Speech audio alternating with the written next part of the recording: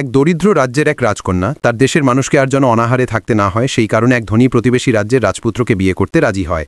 কিন্তু কেউ ভাবতে পারেনি যে এই বিবাহবন্ধনের আড়ালে একটি বিশাল ষড়যন্ত্র লুকিয়ে আছে। আপাতদৃষ্টিতে সুন্দরী বিয়েটি ছিল আসলে একটি নিষ্ঠুর ফাঁদ। হিংস্র ড্রাগনের তাড়া খেয়ে ইলোরি আবার গুহার ভেতরে ফিরে আসে। সে তার বাবার গলা শুনতে পায়। সে ভাবে বাবা হয়তো লোক নিয়ে তাকে বাঁচাতে এসেছেন। গুহার পথে ইলোরি প্রচুর স্বর্ণ এবং 3টি ভাঙা ড্রাগনের ডিম দেখতে পায়। তখন সে বুঝতে পারে যে এই প্রাচীন কিংবদন্তিটি সত্যি। শত শত বছর আগে প্রতিবেশী রাজ্যের বৃদ্ধ রাজা এখানে গুপ্তধন খুঁজতে এসেছিলেন।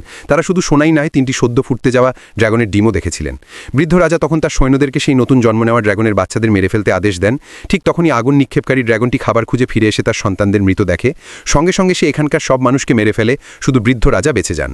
নিজের জীবন বাঁচাতে বৃদ্ধ রাজা ড্রাগনকে প্রতিশ্রুতি দেন যে প্রতি বছর তিনি তার রাজ্যের 3টি মেয়েকে ড্রাগনকে খেতে পাঠাবেন, যাতে ড্রাগন আর কখনো তাকে বিরক্ত না করে। মেয়েকে বাঁচাতে গুহায় আসা বাবাও দ্রুতই ড্রাগনের হামলার শিকার হন। ড্রাগন বাবাকে ব্যবহার করে ইলোরিকে বাইরে নিয়ে আসতে চেয়েছিল, কিন্তু সে বাবার ভালোবাসা বুঝতে পারেনি। বাবা মরার ঠিক আগে ইলোরিকে বলেন যেন সে নিজেকে রক্ষা করে এবং ড্রাগনের চোখে না পড়ে।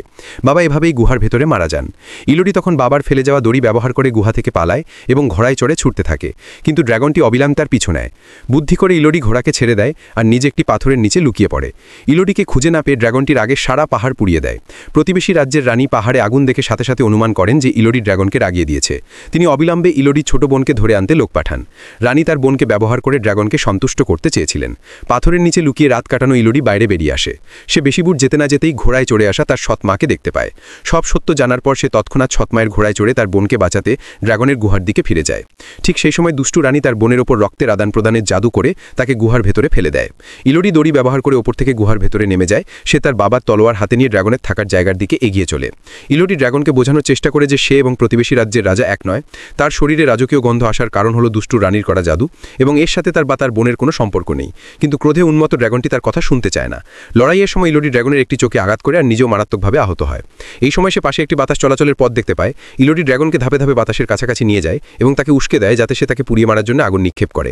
ড্রাগন তার কথা রাখতে রাজি হয়, কিন্তু অপ্রত্যাশিতভাবে বাতাসের কারণে ড্রাগনের নিজের নিক্ষিপ্ত আগুন ইলোরিকে না পুড়িয়ে নিজেই পুড়ে যায়। ইলোরি তার আহত হাত দেখিয়ে ড্রাগনকে আবার বলে যে এই ঘটনার সাথে তার কোনো সম্পর্ক নেই। ড্রাগন ইলোরিকে বলে যে তাকে মেরে দিতে, যাতে সেই কষ্ট থেকে মুক্তি পায়।